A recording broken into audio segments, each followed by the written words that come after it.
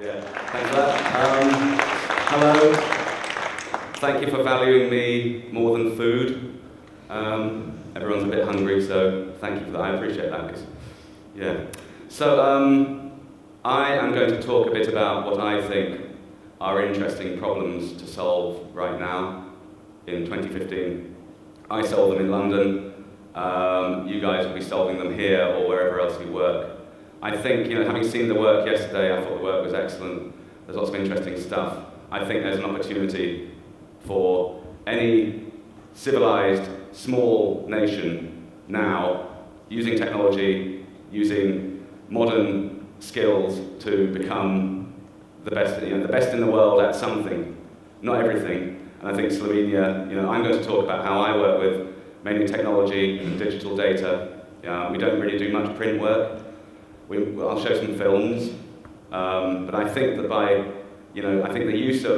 using technology well, by using film as a way to, we saw just now with Leonardo's work how effective film is to show your ideas, that a small country, a small design industry in here can actually make a lot of impact and do a lot of good work in new channels, in new things. And I'm going to also, I think what you'll see is work that is about what we call product design. It's not industrial design, it's digital product design, like websites, like digital things. Why I'm interested in that? Because design can help the business more. We work with mainly businesses. We don't really work with cultural institutions. In London, they don't have any money and they're all crazy. And so, two good reasons not to work with them. That's going to be on the film, isn't it? But, whatever. But I'm interested in, as you'll see the talk, I'm interested in the world and all its problems and all its challenges. I'm interested in, I worked at BBC News for a long time. That's a fascinating place to be, to absorb the world. Now, I just remembered I am going to speak a little slower.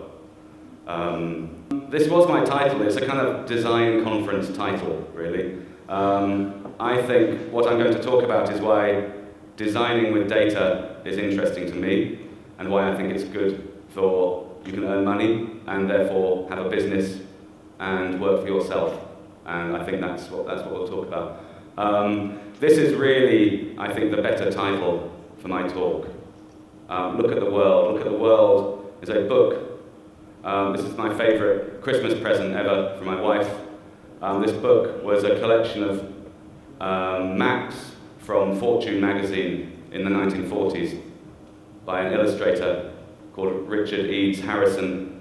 Fortune magazine in the 30s had a lot of emigres, people coming from Europe, fleeing the Nazis mainly. So you had all these different influences, Swiss people, German people, Polish people. They went to New York and they took all their influences of Bauhaus and Surrealism and European magic into American money magazines like Fortune, which is fantastic. And so Eads Harrison's idea was to look at the world to prove the editorial point.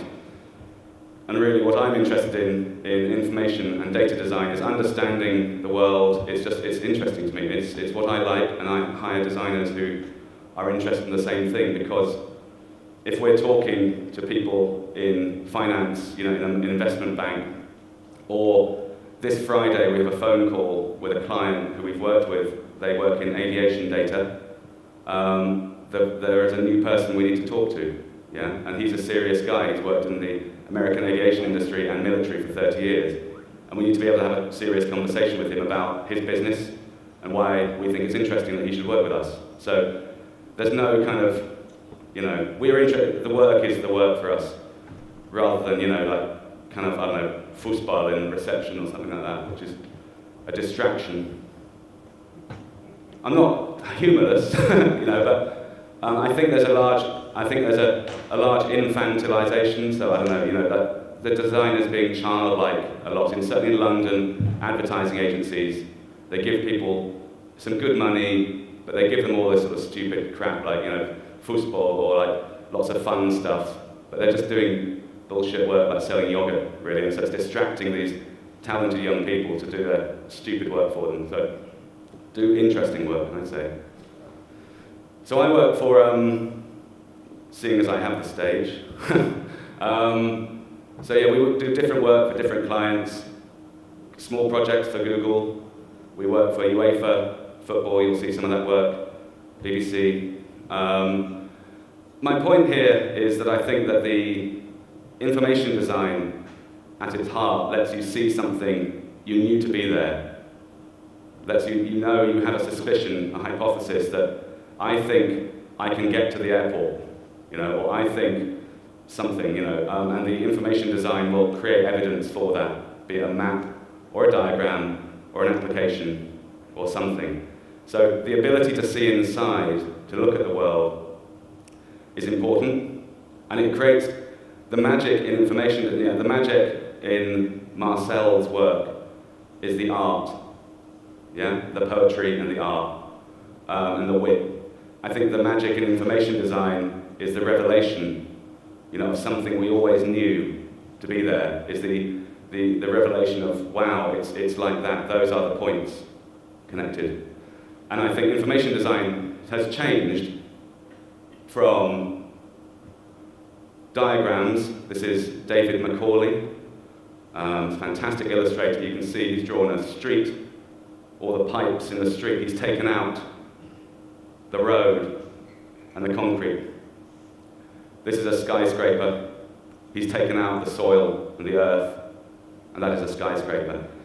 But this was information design in the 20th century, which is fantastic, and lots of good stuff, look inside the aeroplane. Actually, where it is now, this is a map, this is aviation data. So we're not looking inside the aeroplane anymore. We're using the data that the world creates to show more about aeroplanes and more about flight and about the service of flight and the business of flight and all those opportunities in design and commerce and business around that, which we need to, as designers, be in the middle of. 20th century. So my great aunt, Helen, bless her, died a year ago, and she left us all some money, and I spent most of mine on expensive design books. And so this is the World Geographic Atlas by Herbert Bayer. It's amazing. There's lots of images of it online. But this is 20th century information design, possibly at its best. Or maps of Europe, maps, transit maps, metro maps, those very typical, obvious things. It is unlikely anyone here will ever create a transit map or a metro map. There are very limited opportunities for that, and limited channels. But there are new things, and that's what we'll talk about. Another transit map, Massimo Vignelli, obviously. There are other points of information design. What we always knew to be there, the terminals. This is Studio Mixenaar in Holland, a fantastic proponent of this.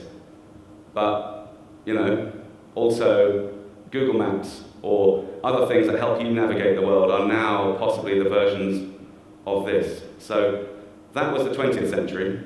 And there's a lot of good stuff about a sofa or a classic teacup or things that are sound. I don't think everything needs to change. I'm not a lunatic, sort of technocratic thing who believes everything must be burned down for new technology. I don't. But I think for design and my design practice, we have benefited from being, I graduated in 1996 and I started working on the internet at the BBC in 1997, and I'm glad that I did. That was lucky for me. Maybe something else would have happened, but 21st century. Two things. There's a lot happening, but two things especially are happening. These are sensors in everything, in understanding how many people, understanding the temperature, understanding proximity. We did a project for a museum. We looked at how you can tell how close people are standing, how long people are engaging with works of art.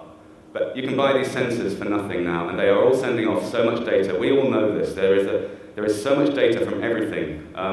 The planes, the aircraft project that we're talking about with these people, these planes are throwing off so much data about their fuel usage, about their, the weight they're carrying, all these things, and that's all an opportunity to make things more efficient. Certainly planes more efficient, and I don't believe in making people more efficient, by the way, by all this data. I'm not into that, although there's maybe a question about privacy at the end. Mobile devices, there is this, and especially in the developing world, I don't know which way that is, maybe the developing world is that way. But the developing world, mobile telephones and mobile platforms for computing are the prime platform of usage. And also, any of you making digital systems now might be thinking that phrase of mobile first, internet second. This has taken me some time to get used to, but so mobile, so lots of data, so what happens? So things change. This is an old-fashioned terrorist gang called the Baader-Meinhof gang, and they exercised some terror in Europe in the 70s. And their pictures were released by Interpol, and this is what terrorists looked like back then. Lots of hair. Maybe it's the same nowadays, but that's not the point. This is what terrorists look like now. Now I say look like, this is how we can understand things now with what this is, a network visualization of much of Al-Qaeda. This is a little old. But the ability to compare, and I think we saw in, again, some of Leonardo's work looking at some of the sort of sense of network, how all those artists stopped becoming traceable by their era, and suddenly the mix of influences became networked. I'll leave a reading list at some point with Petra or somebody. But understanding the change from linear relationships to network relationships is very, very important to understand lots of things nowadays. So, networks of terrorism. This is an application designed by designers called Palantir. It is used by the US government and possibly your government to track financial fraud or terror. These are, so what did the designer do? In the 70s, when I was at the BBC, when I first got there, there was an old piece of sugar paper in this photographic lab that I worked in. Sugar paper with photographs and pencil and transfers to put on the cameras for the news. It's an amazing piece of old technology. It looked like this. That's what a designer did back then, was cut things out and put transfers on. And these days, designers can make things like this. Sports. So some of our work is in sport. That was tennis. That still is tennis. This is good. This is great. You don't want. And I went to the Rugby World Cup in England recently. There's some good games, but there's a lot of marketing stuff and just stupid noises and music and stuff. It's there is sometimes too much modern paraphernalia. So actually, this is quite nice classic tennis stuff. But once you can see everything, once you can look inside tennis, you can understand it more. Now, some of these are a bit crazy. This is but then culturally, this is from Japanese TV, about how we compare different tennis matches and tennis players. It's not got that Western Protestant sort of thing. My favourite sports visualization is in American football. This is called the 10-yard line. In American football, you have to go from here, where you are now, and you have to make 10 yards in one play. Yeah, you have 4 chances to do that.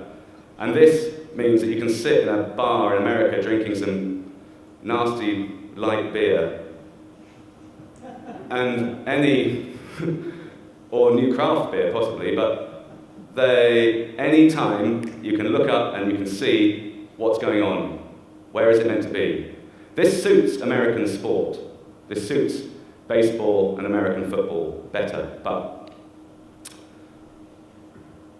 so it doesn't need to, so things don't need to be sort of data-driven and interesting for a mass audience. They don't need to be kind of crazy scientific interfaces.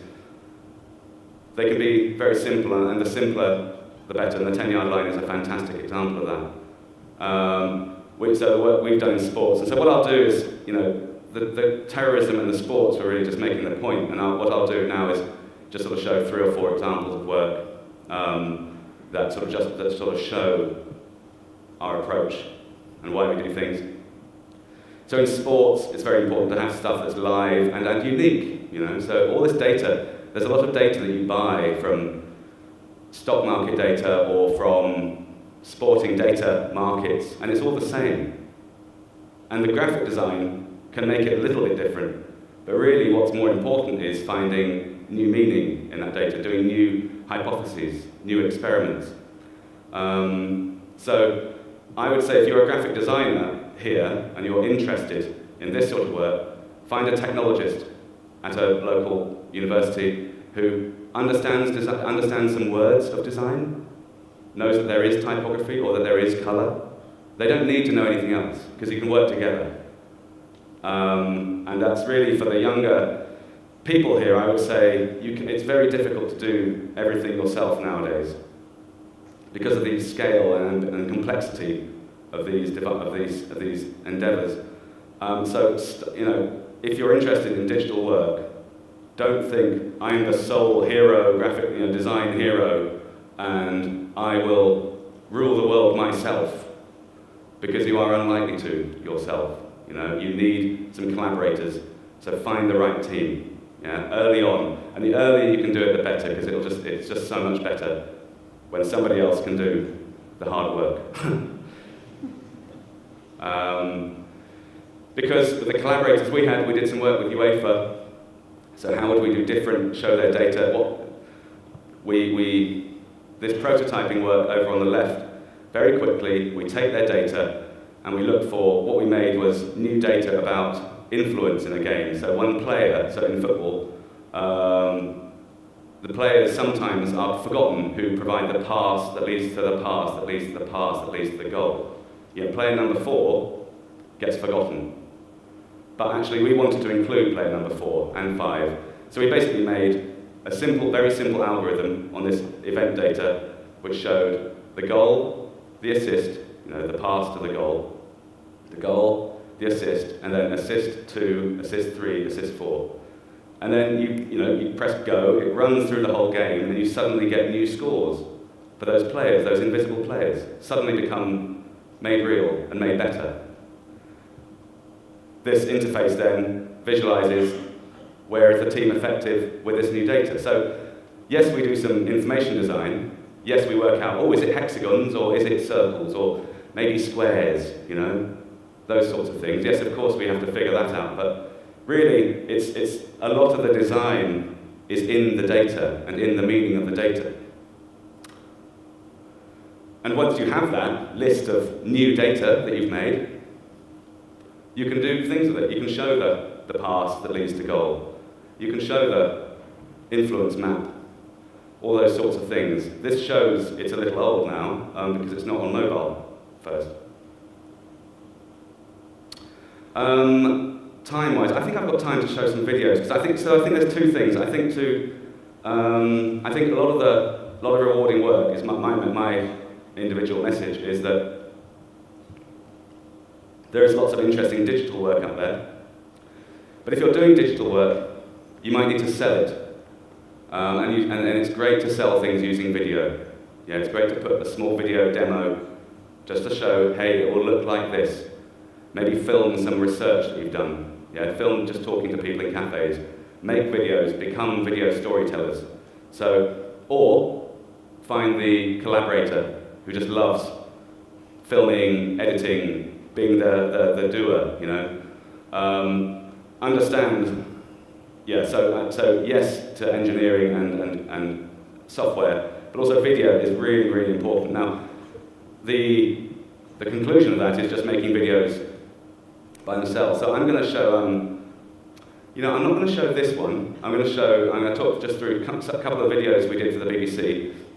So we did some videos for the BBC website that explain complex problems. Right, I'm going to attempt to show something here. 1 second. So this is a video all about the Titanic, the ship that sank a while ago. And we will see if... Okay, wait a minute, I need to... Yeah, there we go, right. Okay, this is about 3 minutes long. No, it's not, what is it? It's about 5 minutes long, but I think that's okay. I'll play it up to a certain piece anyway. I'm just going to keep it up here. Let's see if The great ocean liners of the Edwardian era were the industrial marvels of their age, the largest machines on Earth. When the owners of White Star Line commissioned the Titanic, their ambitions were every bit as large as their plans for the ship herself. She was to be the biggest, fastest, most luxurious passenger liner ever built. Construction began at Harland and Wolff shipyards in the spring of 1909. The city of Belfast watched her grow and took pride in the feats of engineering required to construct and fit out this giant vessel. From her triple propellers to her elegant backswept funnels, the Titanic was a sign of her times. Culture and commerce alike were hurtling forward into the modern age. So now I'm going After just 3 years' hard work, she was finished, a floating city, ready. So you will need to, when you get, a really important thing about any video work is to understand the sort of, work, again, your collaborators should be a script writer or a journalist or a storyteller. You will get better at this as designers, and I'm talking to the more students now. But in the same way that the experienced designers here can write good copy now, because we know we have to. Yeah, the less experienced designers will need someone to help them craft this story that has a beginning, a middle, and an end, and is journalism, basically. So, a scriptwriter, a video maker. You need people, so your network of people is very important. And this has got some production values. It looks quite nice, but there was times here where it's a total pain. So we had. We show the story about, well, here are all the sort of first class people, the rich people, middle people, and then the poor people. We tell the story about kind of off it went, and here's a nod to Mr. Eads Harrison. Across the Atlantic. There we go. Hearing reports of ice from other liners plying this busy route, Captain Smith plotted a new, more southerly course and called for full speed ahead. On Sunday the 14th of April, Titanic's radio operators received 6 further reports about icebergs in her path. They were busy sending telegraphs on behalf of passengers, and the final 2 warnings never reached the bridge. That night, the sea was flat calm. So this bit is,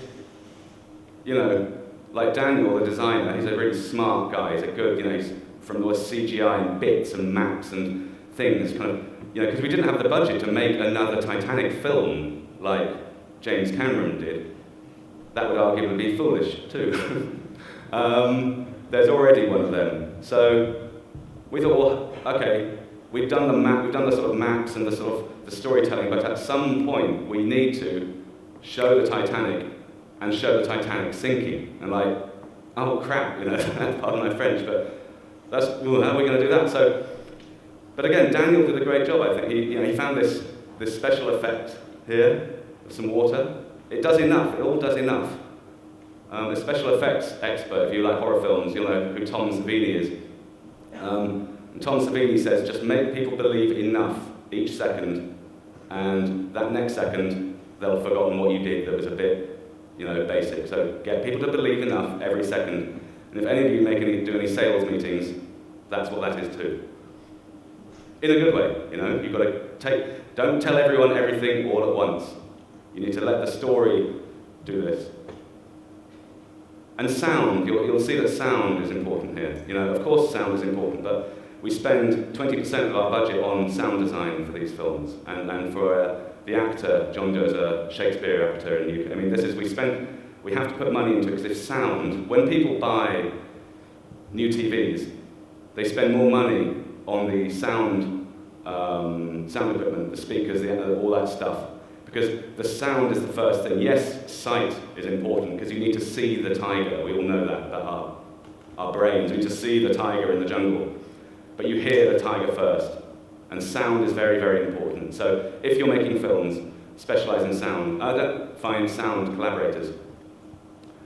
Don't buy cheap, bad sound, because it will just make the whole thing terrible. So, you know, I won't play all this, but so, you know, then we have to show, okay, well, we show a bit of the Titanic there, we show the sort of like the tear starting, and then at some point, was in grave danger.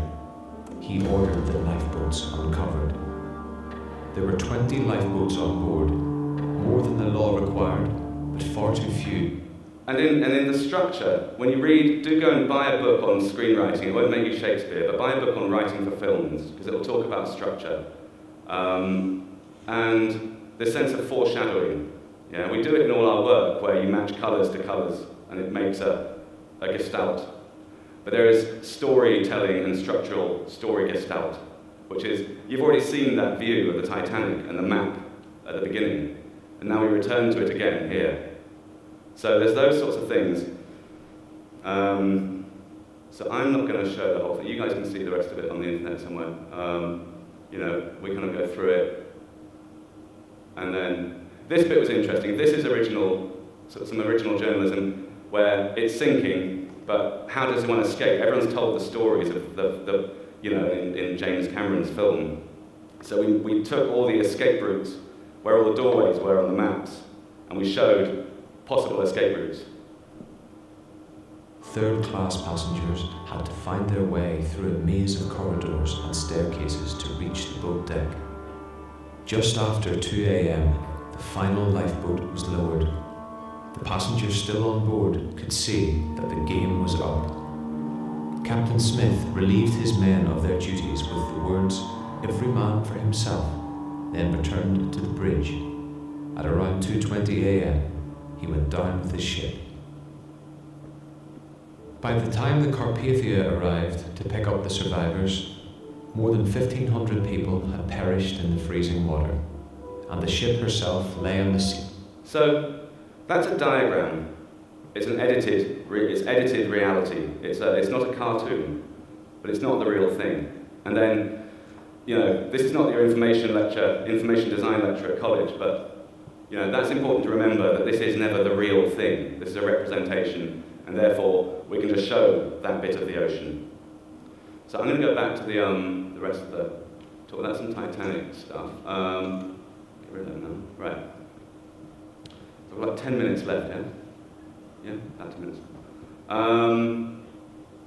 So films, yes, and so other films you'll have to be smart with your source material. So these were films for BBC about the First World War, 4 films. Again, you can see them on the website. You'll have details of that in the program and everything. But there's a mixture there of not just maps and visualizations, but of our archive footage and finding the right footage. So put time in to find the right content. This is an example of a script, a visual script. So when you sell anything to a client, you'll know. Pardon me, this again for the students. Is you need to you can't do all the work and say, hey, here it is, like, it's going to be like this, because then you've done all the work. But you need to give them a good idea of what they're going to get. And this visual script is we made a small film, which is nothing to do with information design. It's for an app called Zombies Run. It's basically jogging and Walking Dead. And you listen to it and you run faster, kind of thing. Even I would run faster. But you know, we had to show our client, well, this is what you're going to get. We'll go out, I said, you know, in the structure and the story, you've got, first of all, the challenge of running, you know, you've got then the encouragement in the middle. Thank you. And then at the end, you're an expert. And we wanted a visual, you know, we use quotes from the app, you know, from the radio app, but also to show that, also so I can help direct my camera people. We find photos from websites, and also the sort of like, what colour is this? So it really was a strange afternoon, sort of deconstructing the last 3 minutes of Texas Chainsaw Massacre. But, you know, it's a great film, and the last 3 minutes go from cold to possible to intense. And we can show that to our clients and say, this is a storyboard. This is not just the words script. This is a visual feeling for a video. So again, look at, if you're interested in video, look at storyboarding experts, look at online, like Ridley Scott, the director, is a fantastic storyboarder also. You know, the work, the planning and preparation before you go out with your camera is extremely important, because lots of things can go wrong and you just want to plan for that risk. So, some different work. This is again, I don't think we've got time, but this is a video we made for, this was a bit meta, this was how to make videos for some BBC, some other companies who are going to be making these things. That talks about structure and so forth. That was one of my favourite projects. So we also make, but most of our work is in data applications. This was a data application we made for a bank. It lets the people in the bank and the research team talk to investors, you know, fund managers, investment managers, people with all your money and your parents' money and everyone's money, basically. Use things like this to help them make decisions. So, but this is possible to do. You know, we are a small studio. We're like me, one design lead, and I have a chairman, a senior fellow who helps me with business development. We hire freelancers in. But you know, 2 or 3 of you can do work like this. You know, it's easy. It wasn't easy. Easy is not what it was, but it's interesting, and you don't need teams, tons of teams. Now, to get this, we beat a bigger agency of 100 people. And I think sometimes you will, and sometimes you won't. I think the bank wanted to work with us face-to-face because they were interested in working with us directly, with also the principal of the company, me. Because we can show enough interest in what they do. You know, lots of designers, unless it's kind of some project they want to do, just like, you know, like boring or corporate, well, good luck earning any money. Are you going to be like that? I mean, I think some of our previous speakers have, but I think there's talks I'd like to hear from all of them is how they focus, how they found the work, how they got that niche, which is in a very small skim of lots of design activity.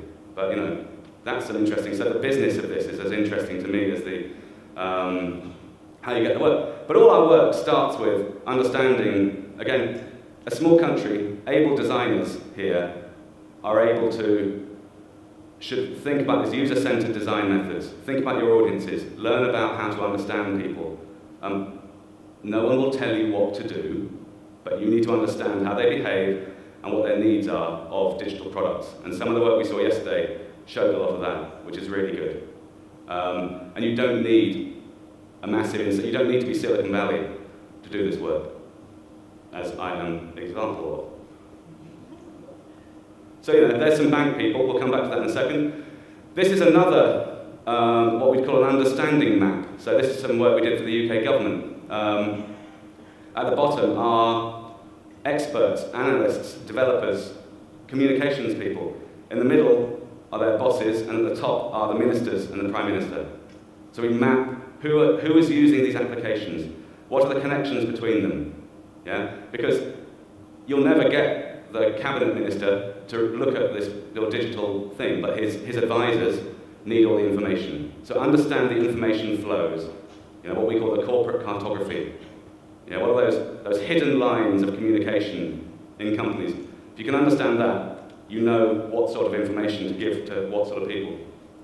This is the same thing, but for a project we did in Rwanda. So at the top there are the government centre. Rwanda is a very, very organised place, it's like Switzerland or Singapore. And right at the bottom, cells, villages, and so forth. So these maps are useful things to do. Always, and even of your clients, you should be drawing out, well, who did we sell to, and you know, who are they related to in the company, not their mum doesn't care, doesn't matter. So we do that, and then we use these as prompts. We use the audience, the user understanding as prompts for wider discussions with the bank about, well, that person wants this, but hedge fund managers aren't interested in that, or whichever. And so we then talk to them about their business, about their data, and we develop these visualizations like this curve here. You can see that there's these curves around. that's interesting because that's an investment model. That's very much in people's minds when they invest. To be, not when you don't invest here, but invest just when it's about to come up. It's like betting or gambling or whatever, you know. So this curve was the iconic visualization. That's what people pay us for, is that iconic visualization that their rivals don't have. It's not a logo, but it's a kind of useful, iconic device. And so therefore we could put it across this work here. You can see that wave. It's an organizational function, but it's also an iconic navigational function too, as shorthand. So nearly finished.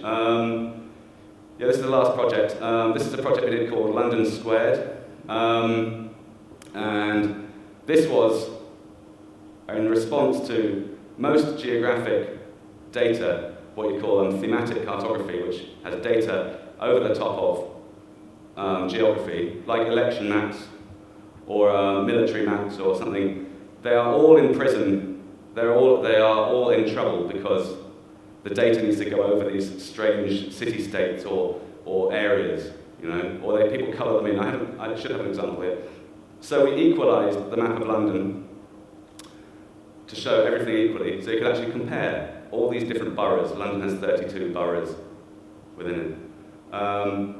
Now, it's information design, yes, but it needs a little bit of, you know, enough poetry or enough something. So, you know, London is to Londoners, and since its birth, defined by the Thames, which wiggles like that around the East End. And this was brought out in the programme, the soap opera in UK, EastEnders, the iconic Thames wiggle. No one calls it the Thames wiggle, but you know, it is that. So we added that to the diagram for just a bit of poetry, and people kind of like that. And sometimes my approach can be quite engineering, you know, and I think my lead designer is, you know, a very capable visual designer too, so we need to remember the art and the engineering, because there is some art and science to all this. There's art and science to all design, you know, unless we're just artists. But I think with digital data, with information design, you can sort of forget some of that. I think at the BBC, we forgot some of the poetry and some of the art and the drama of news maybe 15 years ago when the internet was very low bandwidth speeds, and maybe everything looked a bit like kind of Russian tanks, you know, which have an elegance and certainly an economy, but maybe a little more poetry required there.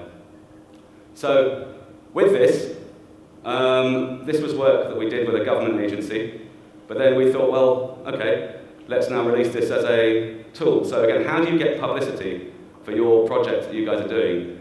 Do stuff that is useful to people.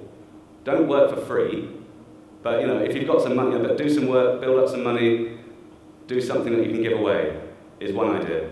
So this is, we did an Instagram version where we put live photos from Instagram every 5 minutes, but you know, I don't show clients that very much because it's Instagram, and you know, there's a lot of people's food and body parts on it.